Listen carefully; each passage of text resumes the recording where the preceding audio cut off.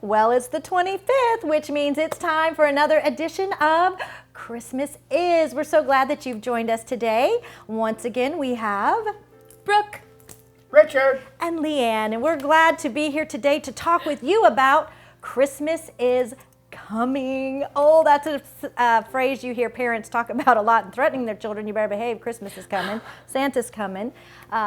We get excited because every day for us is Christmas is coming.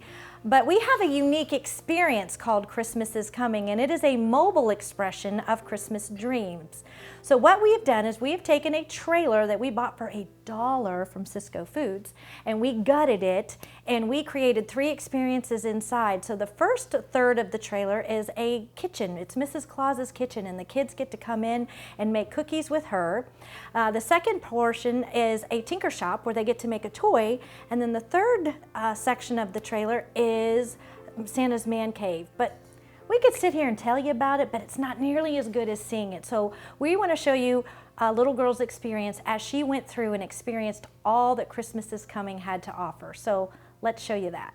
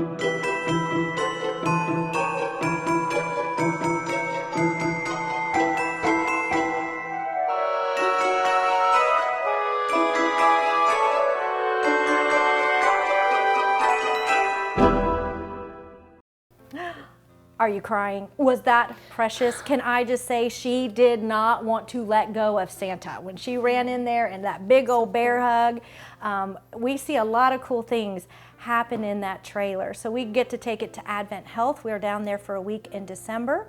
And at the time of this filming, we are super excited because we are taking our first road trip out of state, and we're going to be going up to Kentucky to love on 70 plus families. They see about 300 to 400 in a week, but we get to take that experience up there and love on at least 70 families, if not more. So Brooke actually plays a big role in that. I don't know if you noticed that was her or not, but you want to tell us a little bit about what you get to do in the trailer? Sure, yeah. I get to be a really nice, wonderful friend to Mrs. Claus, right? So I work in the mobile kitchen, right? And we do a lot of fun things in there. Probably the most fun thing that I get to see is when we actually sit down to do the cookies. We always say, you know, in the North Pole, we lick the spoon, right? In the North Pole, we try everything. And I love watching little faces light up as they just get to kind of eat whatever they want, especially if it's been a day when they haven't been super hungry or they haven't been in the mood to eat, and then all of a sudden they come out and they're covered in frosting and stuffed full of marshmallows. Yeah. And mom or dad or family or whoever's there with them get to see that, right? And be a part of that. And you get to be right there and see that magic, right? Come to life. But it's just such a fun thing. I call it holy ground, right? Like we get in there and that is totally holy ground. We get to play all day long. It's as joyful as you imagine heaven being, right? And nobody's thinking about the bad stuff going on outside. Right. And that's the magic of the trailer for me. It really is a Christmas dream. So it's maybe the coolest thing I get to do in my life. It is awesome, and as she said, it is holy ground.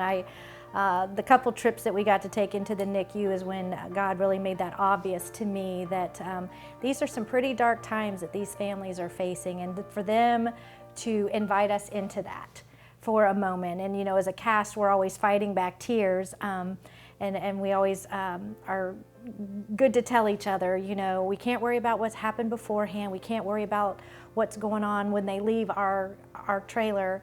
But in that moment, it's that Esther moment. This is the moment God has given us to love on them and to create an experience where we don't see the sickness, we don't see the tubes, we just see, I'll start crying, the precious little face that needs to experience some magic. And so God has allowed us to meet so many incredible families that we've gotten to love on.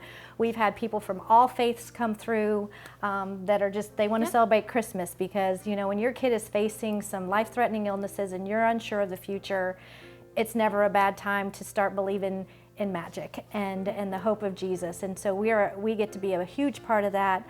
One of the things we get to hear parents say, and little Kira's grandfather is the one that actually brought her. She has to come into Orlando. Well, back then she was coming every day into Orlando from Daytona Beach for treatment. And she was playing in the snow globe, which we saw that at the end of the clip there. And she got in, and we talked Grandpa into going in, and they were snowball fighting, and he just commented of how good it was just to see her be able to be a kid.